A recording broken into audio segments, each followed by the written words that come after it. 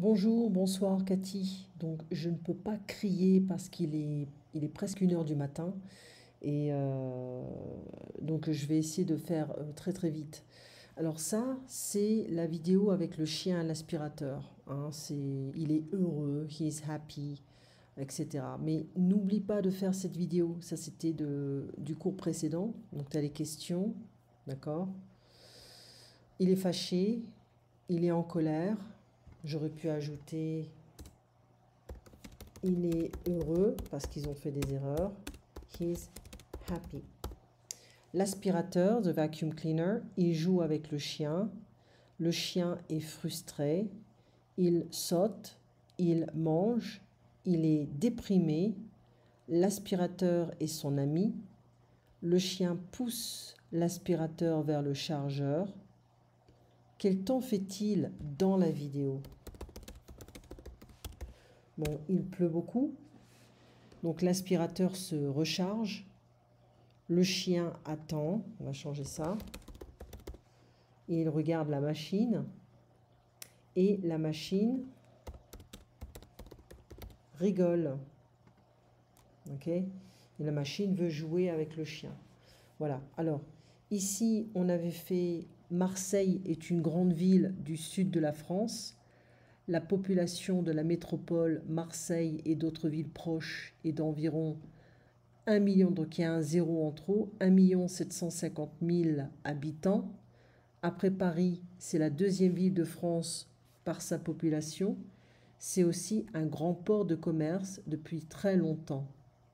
À l'entrée de la ville se trouve l'Arc de Triomphe. La Canebière est une rue célèbre de Marseille. Les matchs de football se jouent au stade Orange Vélodrome qui peut accueillir jusqu'à 67 000 personnes. C'est comme une petite ville en fait. Il y a des vestiges grecs au jardin des vestiges. Le musée des civilisations de l'Europe et de la Méditerranée abrite des objets historiques très anciens. Du Vieux-Port, on peut voir le fort Saint-Jean. Les visiteurs se rendent en bateau, so they get there by boat, aux îles de Frioul. De grandes falaises, cliffs, les calanques surplombent la mer Méditerranée. Donc ici, on a les calanques, le Vieux-Port, le musée des civilisations de l'Europe et de la Méditerranée, qui est très moche, les îles de Frioul, stade Orange Vélodrome, l'Arc de Triomphe. Alors, est-ce que tu connais Marseille? C'est une ville, elle a une mauvaise, très mauvaise réputation.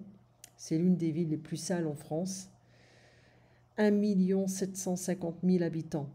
Donc tu aimes les ports, tu aimes la mer, l'océan, les bateaux à voile. D'accord? Donc ici, on avait revu un petit peu le futur simple.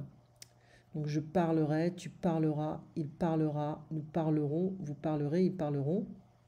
Je suis sur le point 2, ça c'est un futur immédiat. On avait fait ça. Qu'est-ce qu'ils vont faire quand ils arrivent à la maison? Il y a un petit accent ici. Donc il va nettoyer la voiture, il va jouer sur l'ordinateur, il va lire, il va regarder la télévision, elle va appeler son ami, elle va se promener avec son petit frère, on pourrait dire ça. D'accord? Donc nettoyer sa voiture, appeler son ami, elle va se promener, marcher avec un bébé, elle va se promener avec sa mère et son petit frère. D'accord? Donc ici, on a elle va, il va, etc. Je vais, tu vas, il va, nous allons, vous allez, ils vont.